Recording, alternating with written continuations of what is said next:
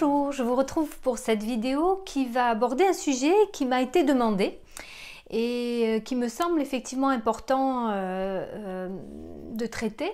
Alors, c'est un sujet qui est traité par beaucoup de personnes et beaucoup de livres, et donc moi je vais le traiter avec ma couleur, mon orientation, et puis j'espère que ça vous apportera quelque chose. Il s'agit du sujet de la motivation. Alors, déjà, motivation, étymologiquement, en fait, ça vient de la même racine d'ailleurs que émotion. C'est movere, ce qui nous met en action, ce qui nous met en mouvement. Donc, on avait vu dans d'autres vidéos qu'effectivement, les émotions, c'est ce qui nous mettait en action, qui nous permettait d'avoir des comportements. Je vous rappelle les colonnes de Beck, l'émotion entraîne le comportement. Et dans la motivation, on entend aussi ce moteur, c'est ce qui nous met en action. Et du coup, pour ceux qui connaissent un peu les vidéos que je fais, je parle souvent de deux aspects en nous. Un premier aspect qui est le soi. Alors, le soi, nous naissons avec, c'est-à-dire que c'est un peu notre couleur, c'est à l'intérieur de nous, nous venons avec, un peu, je le dis souvent, comme une graine. À l'intérieur de cette graine, il y a absolument tout dans cette graine pour devenir, par exemple, un citronnier ou un pommier. Donc, nous avons déjà beaucoup de choses à l'intérieur de nous quand nous venons. Donc, il y a cet aspect-là. Et puis après, nous construisons l'autre aspect de nous-mêmes qui est l'ego. Et l'ego, je fais un petit rappel, ça s'est construit en fait avec l'extérieur. Tout ce qui est venu de l'extérieur, tous les différents environnements auxquels nous sommes confrontés, vont en fait construire cette part-là de nous, c'est-à-dire nous nous construisons au travers du regard des autres. Et du coup, la motivation, on va voir qu'il y a effectivement une motivation qui peut venir de l'intérieur. Et en psychologie d'ailleurs, on appelle ça la motivation intrinsèque. Et il va y avoir, intrinsèque, une motivation plutôt qui va venir de l'extérieur et qu'on va appeler extrinsèque. Et on voit le parallèle entre cette motivation à l'intérieur qui va venir plutôt du soi et de cette voix intérieure que je vais appeler la voix du cœur, et la motivation extrinsèque qui va plutôt venir de la voie du mental, puisque le mental, lui, c'est justement cette construction que nous avons créée par rapport à tout ce que nous avons vécu comme expérience en contact avec l'environnement et avec le regard des autres. Et donc, on va voir finalement que cette motivation, soit en effet, elle va être en lien plutôt avec le regard à l'intérieur de nous-mêmes et que je vais appeler plutôt la conscience, voilà, qui vient plutôt de l'intérieur dans le sens, c'est de l'observation, une auto-observation de nous-mêmes, cette conscience qui est d'ailleurs reliée à bien plus grand que nous, j'y reviendrai. Et là, ça va être plutôt en rapport avec le regard des autres. Donc, si vous voulez, ici, on a une conscience à l'intérieur de nous, c'est plutôt ce regard à l'intérieur de nous qui n'est pas le mental, puisque le mental, c'est aussi un regard à l'intérieur de nous. Mais le mental, il est en lien avec la construction de l'ego. Donc, comme je disais, c'est pas vraiment nous. C'est nous au travers du regard des autres. Alors que là, cette conscience, on est avec, c'est-à-dire, c'est quelque chose qui est en nous et qui n'est pas construite, qui est là intrinsèquement justement, naturellement, et qui est reliée à une guidance plus grande que nous. Donc finalement, on va voir que cette motivation, ça va pas être du tout la même. Et du coup, l'énergie ne va pas être la même non plus. Là, ça va être une énergie plutôt limitée. C'est-à-dire, on doit faire quelque chose par rapport au regard des autres. Alors que là, c'est une énergie qui est presque, alors on a toujours des limites physiques bien sûr, mais presque illimitée. En fait, quand on fait quelque chose et que cette motivation elle vient vraiment de l'intérieur, elle vient vraiment du cœur, ben on compte pas les heures en fait. On peut faire quelque chose pendant très longtemps. Alors que là, on sent que notre énergie, elle est plutôt limitée. Alors, cette motivation à l'extérieur, elle est donc en lien avec le regard des autres, c'est-à-dire on a besoin de briller, on a besoin de plaire, on ne veut pas déplaire, on veut réussir. Donc, cette motivation, ça va être toujours soumis au regard des autres. Donc du coup, eh bien, tout ce qu'on va faire, ça va être dans ce sens-là. Ça va être aussi être valorisé. Alors que là, en fait, on n'a pas besoin de briller au regard des autres. C'est plus par rapport à qui je suis profondément, en fait. Donc, il va y avoir une démarche et une énergie qui va aller dans ce sens-là de rechercher qui nous sommes vraiment et pas qui nous devons être au travers du regard des autres. Et du coup, eh bien de savoir ce que je peux apporter aux autres. Donc, il y a une question d'utilité. Et d'ailleurs, souvent, quand on se sent inutile, on perd un peu la motivation et l'envie de faire quelque chose. Surtout s'il n'y a plus de regard extérieur pour qui on a envie de faire quelque chose. Et donc, ça veut dire comprendre quel est mon chemin et ce que je peux effectivement faire pour avancer sur ce chemin. Là, il y a une recherche d'un plaisir, voilà, d'expérience positive et aussi la fuite d'expériences négatives. On ne veut pas vivre des mauvaises expériences. Donc la motivation, elle est, je recherche le côté plaisir et je fuis le côté déplaisir. Là, toutes les expériences sont bonnes. Donc finalement, à partir du moment où c'est en lien avec mon cœur, avec ma conscience, avec qui je suis profondément et avec ce que je souhaite vraiment faire sur mon chemin de vie, eh bien, toutes les expériences seront bonnes à prendre. Donc, il n'y aura pas une recherche absolue de plaisir, mais plutôt une recherche d'ailleurs de liberté. J'ai souvent parlé de cette notion parce qu'elle est centrale. Là, on voit bien qu'on perd notre liberté parce que nous sommes soumis au regard de l'autre et notre motivation, elle est soumise au regard de l'autre. Alors que là, en fait, je me sens complètement libre et là, on voit que du coup, il y a de la contrainte. Là où ici, c'est plutôt naturel. C'est une motivation naturelle. D'ailleurs, quand vous regardez un enfant qui s'apprête à marcher, il ne va pas se dire, bon, alors il faut que je marche, je dois apprendre à marcher pour réussir, pour montrer à papa et maman que je suis capable. Non, il a une motivation naturelle. Il a envie de découvrir le monde. Et ça, on voit bien que cette motivation-là, elle n'est pas motivée par un mental et par un quelconque regard extérieur.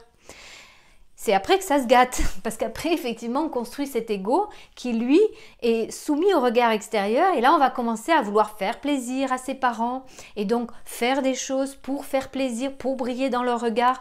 On a besoin ici que les autres soient fiers de nous. Là, on n'en a pas besoin.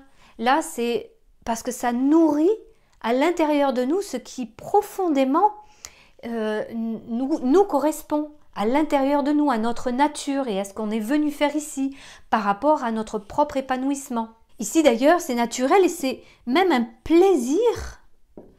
Alors pas dans ce sens, le sens d'ici, mais le plaisir de faire pour faire, pas pour obtenir. Là, on cherche à obtenir quelque chose, une gratification extérieure. Du coup, on voit bien que finalement, c'est comme une recherche de solutions extérieures à un manque de confiance, à une dévalorisation, à une blessure.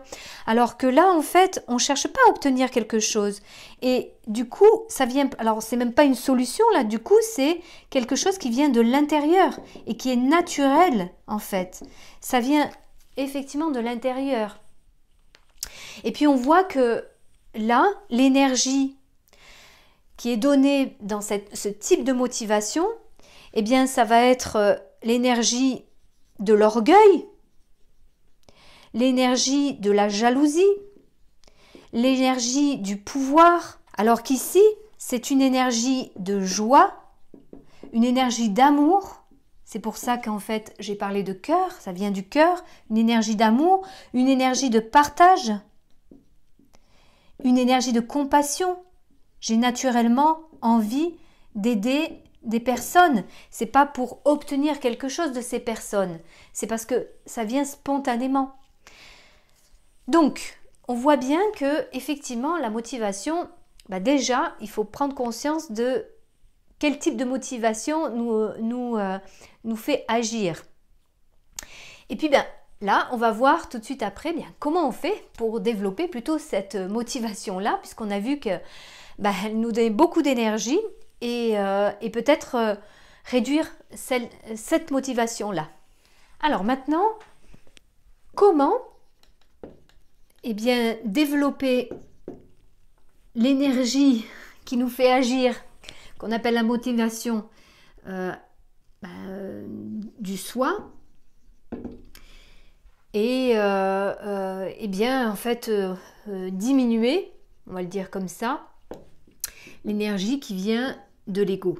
Donc déjà, l'idée c'est de se connecter à soi-même. Si je ne suis pas connectée à moi-même, je ne peux pas ressentir ce qui vient du cœur, ce qui vient de ma conscience, ce qui vient d'une guidance de la vie. Je vais écouter plutôt mon mental qui, lui, va me dire « oui, il faut que je fasse ça pour prouver, pour me sentir valorisée, pour réussir dans ma vie ». Donc, ça, c'est pas être connecté à soi-même, c'est être connecté aux besoins de plaire ou de ne pas déplaire ou de réussir par rapport au regard des autres. Donc déjà, c'est pouvoir le repérer. Et en même temps que connecter à soi-même, ça veut dire observer.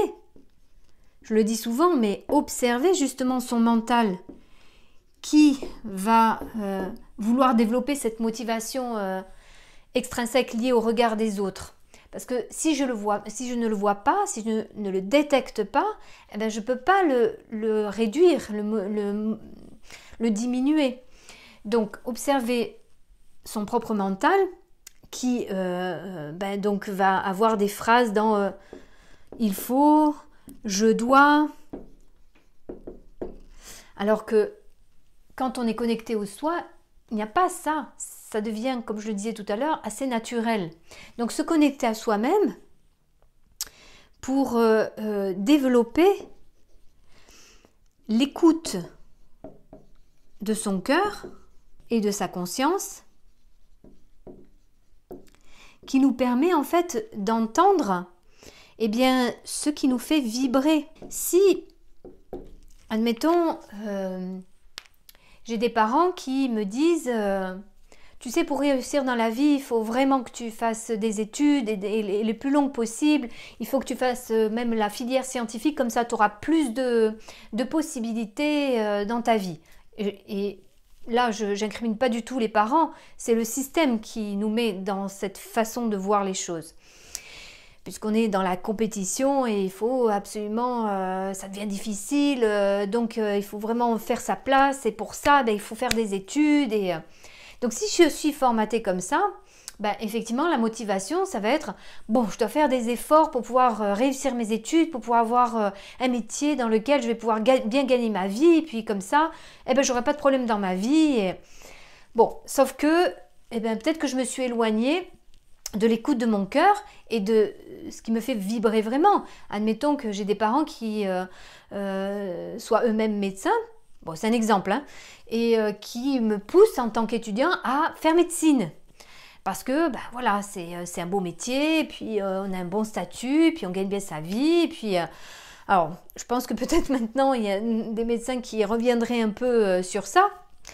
Mais imaginons, et alors que peut-être moi, j'ai envie de faire de travailler le bois et de devenir ébéniste. Alors, mon cœur me dit, j'ai envie de devenir ébéniste et j'aurais vraiment la motivation à faire ça parce que j'adore le bois, j'adore le travailler. Mais il y a mon mental qui me dit, mais non, tu vas jamais bien gagner ta vie, puis ça va être galère, et puis la fatigue physique, et puis bon, non, il vaut mieux écouter effectivement le mental, c'est-à-dire bien gagner sa vie, c'est peut-être faire un autre métier. Et là, on va voir que cette motivation extrinsèque, qui vient de l'extérieur, ça va demander beaucoup d'énergie, ça va être difficile et au final, vraiment aimer son métier, on va pas être dans la passion de son métier, on va le faire parce qu'il faut le faire, voilà, contraint, et puis on rentre dans un système où de toute façon maintenant, je vais pas changer de métier parce que ça serait trop compliqué.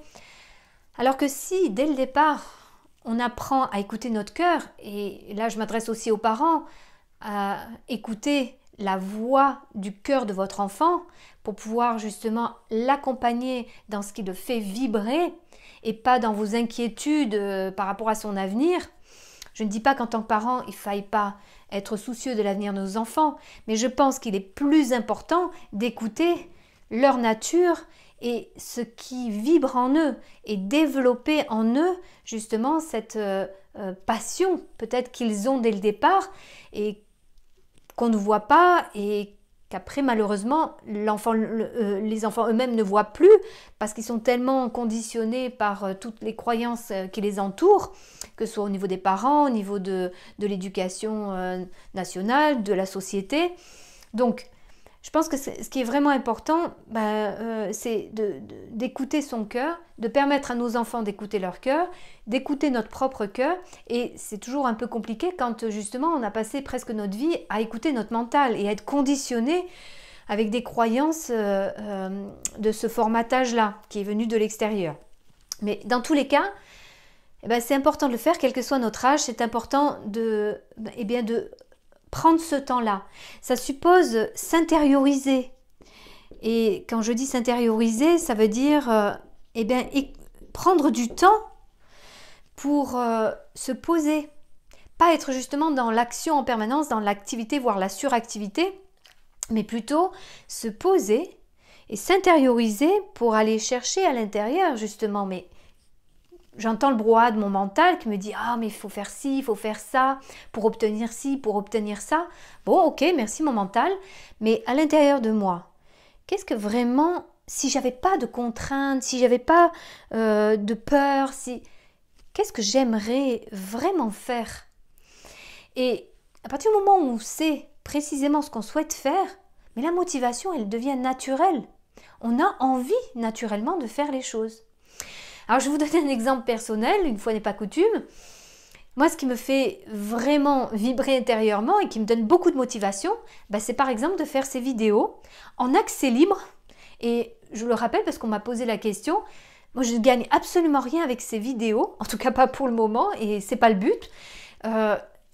Mais je suis tellement dans le besoin de transmettre aux personnes, et un maximum de personnes, des clés de compréhension de notre fonctionnement, à la fois psychologique et la reconnexion à notre vie spirituelle connectée à plus grand que nous.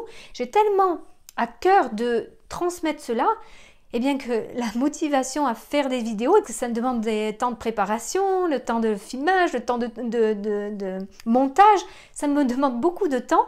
Donc, il y a une sorte de contrainte, mais que je ne vois pas ou quasiment pas parce que ma motivation à vouloir transmettre est tellement forte que ça devient naturel et je peux passer beaucoup de temps à le faire finalement. Alors que j'avais décidé de me mettre à un instrument de musique, là j'ai du mal à trouver la motivation parce que même si j'adore la musique, même si j'ai vraiment envie de jouer de cet instrument, en moi il n'y a pas la motivation pour transmettre ou donner à d'autres. Et donc, j'ai beaucoup plus de mal à trouver cette motivation. Et pourtant, j'aimerais. Donc, je le fais du coup à un rythme beaucoup plus lent que d'autres choses, comme faire les vidéos, me demandent. Voilà. Donc, je vous invite à vraiment faire ce travail d'intériorisation pour vous permettre d'aller reconnecter justement à cette voix intérieure de l'intuition, du cœur, de la conscience, et de vous libérer justement de cette voix du mental, et, parce que celle-là ne vous entraînera pas la bonne motivation. En tout cas, c'est celle qui va vous épuiser, c'est celle qui va vous demander beaucoup d'énergie, qui va être contraignante et qui au final risque de vous faire perdre toute motivation, toute envie. L'envie, c'est parce que il y a quelque chose à l'intérieur de nous qui nous pousse à faire des choses qui sont importantes véritablement à l'intérieur de nous. Et donc c'est du coup repérer, quand on s'intériorise, repérer les freins. Et les freins, vous l'avez compris, hein, tous les freins viennent du mental. Et donc, comme je viens de l'expliquer, parce qu'on est trop soucieux du regard des autres. Donc, en fait, on ne peut pas avoir une motivation qui va nous permettre indéfiniment de faire des choses, des actions. Parce que cette motivation, elle va être trop assujettie au regard des autres. Donc, c'est normal qu'à un moment donné, on n'ait plus envie, on n'ait plus la motivation. Alors qu'à l'intérieur de soi, jusqu'à la fin de nos jours, on peut agir par rapport à ce qui nous fait vibrer. Parce que c'est une énergie en fait qui est renouvelée sans arrêt. Parce qu'elle vient d'une source inépuisable. Et puis, c'est aussi développer l'amour de soi. Ce que je veux dire par là, c'est que si je fais les choses que pour les autres, eh bien c'est pour obtenir l'amour des autres. Et finalement d'essayer de m'aimer au travers de l'amour des autres. Or en fait, ce qui est important aussi, c'est de développer l'amour de soi, à l'intérieur de soi. Et là, on aura la motivation à faire aussi des choses pour soi. Vous voyez, je vous donne un exemple. Si je veux faire de l'exercice physique, mais la motivation de faire de l'exercice physique, c'est pour plaire aux autres ou pour ne pas être rejeté, ou pour pas que mon compagnon aille voir ailleurs ou s'en aille ou je ne sais quoi. Eh bien là on voit bien cette motivation et où ça va demander effectivement beaucoup d'énergie et où finalement on va pas maintenir cette motivation sur le long terme. Alors que si je fais ces exercices physiques pour moi, parce que j'ai envie de prendre soin de moi, de mon corps, de ma santé, eh bien là on voit cette motivation qui va permettre de maintenir cette motivation sur le long terme. Donc vous voyez, c'est vraiment important aussi de prendre conscience que cette motivation est en lien avec cette notion d'amour de soi. Voilà, j'espère que cette vidéo vous aura été utile pour peut-être mieux saisir cette notion de motivation et mieux repérer en vous cette question de la motivation pour mieux développer la motivation intrinsèque, celle qui vient vraiment du cœur, celle qui est l'énergie qui va vous faire agir par rapport à ce qui est véritablement important dans ce que vous êtes venu faire ici, dans ce que vous êtes venu réaliser, dans l'accomplissement en fait de vous-même. Je vous dis à très bientôt pour une nouvelle vidéo.